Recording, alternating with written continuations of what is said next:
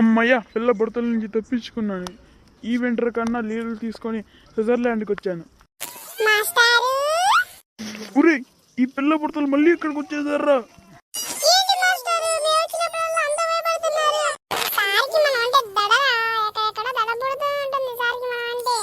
అదేం కాదు, టీచర్కి లీవులు తీసుకున్నామని చెప్పొచ్చారా? ఏంట్రా దెబ్బలు పడాలా? ఇంత చలికి బయట తిరుగుతున్నారు.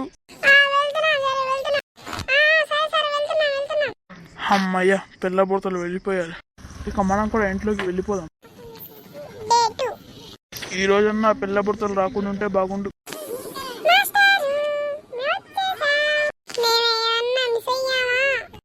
ఈరోజు ఎలాగన్నా కట్టబుట్ట సర్దుకొని ఇంటికి వెళ్ళిపోవాలి.